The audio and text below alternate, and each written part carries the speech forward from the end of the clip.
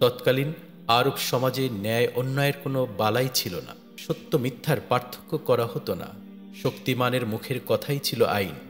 অবাধে চলত অন্যায়, অবিচার, অত্যাচার, অনাচার, ব্যভিচার, চুরি, ডাকাতি, হত্যা ও জুলুম। ক্ষুদ্র ক্ষুদ্র গোত্রে বিভক্ত ছিল সমাজ। স্রষ্টা সম্পর্কে সঠিক ধারণা তাদের ছিল না।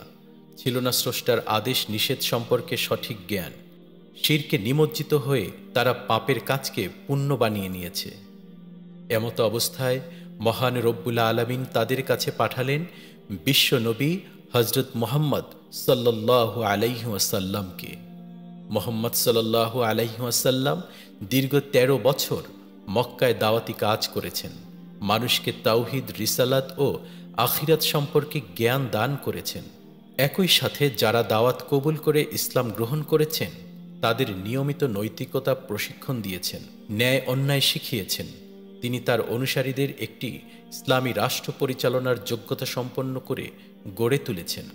কিন্তু মক্কার অধিকাংশ মানুষ আল্লাহর রসুলের দাওয়াত গ্রহণ করেনি, উল্টো তাকে ও তার অনুসারীদের উপর চালিয়েছে নির্মম নির্যাতন। অথচ পাশের শহর মদিনার মানুষ সত্যকে গ্রহণ করেছে। তারা দলে দলে ইসলামে দাখিল হয়েছে। মদিনার অধিকাংশ মানুষের স্বতঃস্ফূর্ত অংশগ্রহণে মুহাম্মদ সাল্লাল্লাহু আলাইহি ওয়াসাল্লাম গঠন করলেন ইসলামিক কল্যাণ রাষ্ট্র, তৈরি করলেন প্রথম লিখিত সংবিধান মদিনা সনদ। ধীরে ধীরে সারা আরবে এই রাষ্ট্র বিস্তৃত হয়ে পড়ে। মক্কাও ইসলামের অধীনে চলে আসে। যে আরবরা ছিল জাহিলিয়াতে নিমজ্জিত, তারাই এখন হয়ে পড়েছে পৃথিবীর শ্রেষ্ঠ সভ্য জাতি। মদিনার এই সোনালী রাষ্ট্রের মতো বাংলাদেশ জামাত ইসলামী বাংলাদেশকে একটি কল্যাণ রাষ্ট্র হিসেবে গঠন করতে চায়। একই সাথে ইসলামের আদর্শে এদেশের মানুষগুলোকে বানাতে চায় সর্বশ্রেষ্ঠ সভ্য মানুষ। শিরিক, বিদআত, দুর্নীতি, অন্যায়, জুলুম ও অনৈতিকতা যে সয়লাব বাংলাদেশে, তা থেকে এদেশকে মুক্ত করতে চায়। এই লক্ষ্যে রসুলের সিরাতকে অনুসরণ করে জামাত গ্রহণ করেছে 4 দফা কর্মসূচি। 1. জামাত কোরআন ও সুন্নাহর সঠিক শিক্ষাকে বলিষ্ঠ যুক্তির সাহায্যে তুলে ধরে জনগণের চিন্তার বিকাশ সাধন করছে। তাদের মধ্যে ইসলামকে অনুসরণ ও কায়েম করার উৎসাহ জাগ্রত করছে। 2.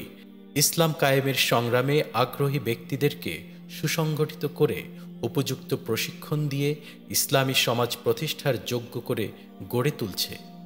3. ইসলামী মূল্যবোধের ভিত্তিতে সমাজের সংশোধন, নৈতিক পুনর্গঠন ও সমাজ সেবামূলক কাজের মাধ্যমে জামাত সমাজের উন্নয়ন ও কল্যাণ সাধন করছে। 4. জামাত শাসন ব্যবস্থার সকল স্তরে অযোগ্য ও অসৎ নেতৃত্বের বদলে আল্লাহ ভীরু, সৎ ও যোগ্য নেতৃত্ব কায়েমের জন্য গণতান্ত্রিক পন্থায় চেষ্টা চালাচ্ছে। জামাত আপনাকে আহ্বান জানাচ্ছে, আপনিও আসুন, আমাদের এই পবিত্র প্রচেষ্টায় অংশগ্রহণ করুন। ইসলাম প্রতিষ্ঠার এই প্রচেষ্টা হতে পারে আমাদের পরকালীন মুক্তির উসিলা।